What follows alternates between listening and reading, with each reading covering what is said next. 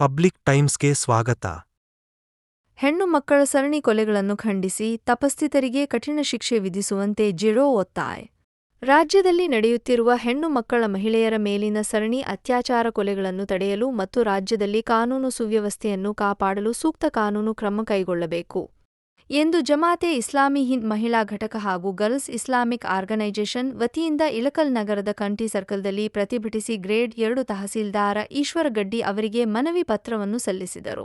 ಮತ್ತು ಅವರನ್ನು ಅತ್ಯಂತ ಭೀಕರವಾಗಿ ಕೊಲೆಗಳನ್ನು ಮಾಡ್ತಾ ಇರುವುದನ್ನು ನಾವೆಲ್ಲ ಮಾಧ್ಯಮಗಳಲ್ಲಿ ನೋಡ್ತಾ ಇದ್ದೇವೆ. ಇದು ನಾಗರಿಕ ಸಮಾಜವನ್ನು ಬೆಚ್ಚಿಡಿಸುವಂತಹ ಮತ್ತು ತಲೆ ತಗ್ಗಿಸುವಂತಹ ಘಟನೆಗಳಾಗಿವೆ. ಇಲ್ಲಿ ಕಾನೂನು ಸುವ್ಯವಸ್ಥೆಯನ್ನುವುದು ಸಂಪೂರ್ಣವಾಗಿ ವೈಫಲ್ಯ ಕಂಡಿರುವುದನ್ನು ನಾವು ಕಾಣ್ತಾ ಇದ್ದೇವೆ. ದುರುಳರಿಗೆ ಮತ್ತು ಅತ್ಯಂತ ನೀಚ ಮನಸ್ಥಿತಿ ಉಳ್ಳುವಂತಹ ವಿಕೃತ ಕಾಮಿಗಳಿಗೆ ಇಲ್ಲಿ ಯಾವುದೇ ಭಯ ಮತ್ತು ಭೀತಿ ಎನ್ನುವುದು ಮಹಿಳೆಯರ ಮೇಲೆ ದೌರ್ಜನ್ಯ ಮತ್ತು ಹತ್ಯೆಗಳನ್ನು ಖಂಡಿಸಿ ಇವತ್ತು ಸರ್ಕಾರಕ್ಕೆ ಎಲ್ಲ ದುರುಳರ ಮೇಲೆ ಎಲ್ಲ ತಪ್ಪಿತಸ್ಥರ ಮೇಲೆ ಅತ್ಯಂತ ಕಠಿಣವಾದ ಕಾನೂನನ್ನು ಅವರ ಮೇಲೆ ಜಾರಿಗೊಳಿಸಬೇಕು ಮತ್ತು ಈ ತಪ್ಪಿತಸ್ಥರನ್ನು ಯಾವುದೇ ಜಾತಿ ಮತ ಭೇದವಿಲ್ಲದೆ ಯಾವುದೇ ಒತ್ತಡಕ್ಕೆ ಒಳಗಾಗದೆ ಎಲ್ಲ ತಪ್ಪಿತಸ್ಥರ ಮೇಲೆ ಕಠಿಣ ಕಾನೂನನ್ನು ಜರುಗಿಸಬೇಕು, ಅವರನ್ನು ಕೂಡಲೇ ಖಂಡಿಸಬೇಕು ಎನ್ನುವಂಥ ಒತ್ತಾಯಕ್ಕಾಗಿ ಇಲ್ಲಿ ಮಹಿಳಾ ಸಂಘಟನೆಗಳು ಸೇರಿಕೊಂಡಿವೆ. ಮಾನ್ಯ ಮುಖ್ಯಮಂತ್ರಿಗಳಿಗೆ ಮತ್ತು ಗೃಹ ಮಂತ್ರಿಗಳಿಗೆ ಮಾನ್ಯ ತಹಸೀಲ್ದಾರ್ ಅವರ ಮುಖಾಂತರ ಇಲ್ಲಿ ಮನವಿಯನ್ನು ಸಲ್ಲಿಸಲಾಗ್ತಾ ಇದೆ. ಈ ಒಂದು ಕಾರ್ಯಕ್ರಮದ ಕುರಿತು ಮುಂದೆ ನಮ್ಮ ಮೊಹಮ್ಮದ್ ಪೀರ್ ಲಡ್ಗೇರಿಯವರು ಹೆಸರು ರಾಜ್ಯ ಕಾರ್ಯದರ್ಶಿಯಾದಂತಹ ಮೊಹಮ್ಮದ್ ಪೀರ್ ಲಡ್ಗೇರಿಯವರು ಕೂಡ ತಮ್ಮ ಅನಿಸಿಕೆಗಳನ್ನು ವ್ಯಕ್ತಪಡಿಸಬೇಕು. ಅತ್ಯಾಚಾರ ಮತ್ತು ಕೊಲೆಯ ವಿರುದ್ಧ ಇವತ್ತು ನಾವೆಲ್ಲರೂ ಕೂಡ ಬಂದು ಅದರ ವಿರುದ್ಧ ಪ್ರತಿಭಟನೆ ಮಾಡ್ತಾ ಇದ್ದೇವೆ. ಇದು ರಾಜ್ಯದಲ್ಲಿ ಸುಮಾರು ಅನೇಕ ಈ ರೀತಿಯ ಘಟನೆಗಳನ್ನು ನಾವು ಕಂಡಾಗಲೂ ಕೂಡ ಮನಸ್ಸಿಗೆ ಬಹಳ ನೋವು ಉಂಟಾಗ್ತದೆ.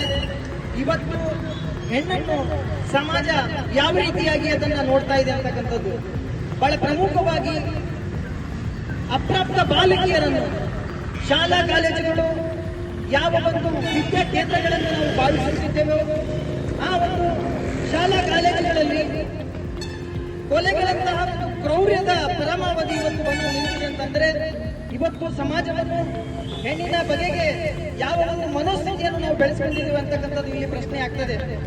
ಹೆಣ್ಣನ್ನು ಒಂದು ಭೋಗದ ವಸ್ತುವಾಗಿ ಅದನ್ನು ಪುರುಷ ತನಗಿಷ್ಟ ಬಂದಂತೆ ಬಳಸಿಕೊಳ್ಳುವಂತಹ ಒಂದು ವಸ್ತುವನ್ನಾಗಿ ಇವತ್ತು ಪರಿಗಣಿಸಿರ್ತಕ್ಕಂಥದ್ದು ಇಡೀ ನಾಗರಿಕ ಸಮಾಜದ ಮನಸ್ಥಿತಿಗೆ ಹಿಡಿದ ಕೈಗನ್ನಡಿಯಾಗಿದೆ. ಈ ಒಂದು ಮನಸ್ಥಿತಿಯ ವಿರುದ್ಧ ಇವತ್ತು ನಾವೆಲ್ಲರೂ ಪ್ರತಿಭಟಿಸಬೇಕಾಗಿದೆ. ಕೊಲೆಯನ್ನು ಸಮರ್ಥಿಸತಕ್ಕಂತಹ ಅತ್ಯಾಚಾರಗಳನ್ನು ಸಮರ್ಥಿಸತಕ್ಕಂತಹ ಒಂದು ವಿದ್ಯಮಾನಗಳಲ್ಲಿ ಇವತ್ತು ನಾವು ಬಂದು ನಿಂತಿದ್ದೇವೆ. ಪ್ರವಾದಿ ಮೊಹಮ್ಮದ್ ಸಲ್ಲಲ್ಲಾಹು ಅಲೈಹಿ ವಸಲ್ಲಂ ಅವರನ್ನು ಮಾತನ್ನು ಹೇಳ್ತಾರೆ, ಅನ್ಯಾಯದ ವಿಷಯದಲ್ಲಿ ನಿನ್ನ ಸಮುದಾಯದ ಪರವಾಗಿ ನಿಲ್ಲುವುದು ಕೋಮುವಾದ ಅಂತ ಹೇಳಿ. ಇವತ್ತು ಆ ಕೋಮುವಾದ ನಮ್ಮ ಭಾರತದ ಸೌಹಾರ್ದ ಪರಂಪರೆಯನ್ನು ಸಾಮರಸ್ಯದ ಬದುಕನ್ನು ನಾಶ ಮಾಡ್ತಾ ಇದೆ.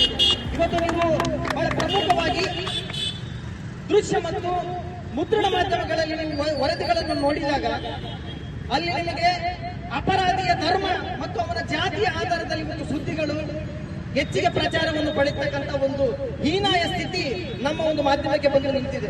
ಇದನ್ನು ನಾವು ಬಹಳ ಕಟುವಾಗಿ ಖಂಡಿಸಬೇಕಾಗಿದೆ.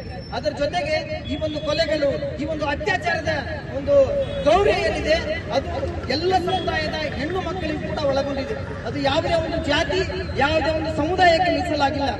ಈ ನಿಟ್ಟಿನಲ್ಲಿ ಹೆಣ್ಣಿನ ಮೇಲೆ ಆಗ್ತಿರ್ತಕ್ಕಂಥ ಈ ಒಂದು ದೌರ್ಜನ್ಯಗಳನ್ನು, ಲೈಂಗಿಕ ಒಂದು ದಬ್ಬಾಳಿಕೆಯನ್ನು ವಿರೋಧಿಸಿ ನಾಗರಿಕ ಸಮಾಜ ಎಚ್ಚೆತ್ತುಕೊಳ್ಳಬೇಕಾಗಿದೆ. ನಾವು ಕೇವಲ ಹೆಣ್ಣನ್ನು ಭಾರತದಲ್ಲಿ ಪೂಜನೀಯ ಸ್ಥಾನಕ್ಕೆ, ಒಂದು ಗೌರವ ಸ್ಥಾನಕ್ಕೆ ಕೇವಲ ಹೇಳಿಕೆಗೆ ಸೀಮಿತ ಆಗ್ತಾ ಇದೆ ಹೊರತು ನಾಡಿನಲ್ಲಿ ಹಾಡು ಹಗಲೆಗಳು ಜನರ ಮುಂದೆ ಅವರ ಒಂದು ಬರ್ಬರ ಹತ್ಯೆಗಳು ನಮ್ಮ ಮುಂದೆ ಕಣ್ಣೆದುರಿಗೆ ಕಾಣ್ತಾ ಇವೆ.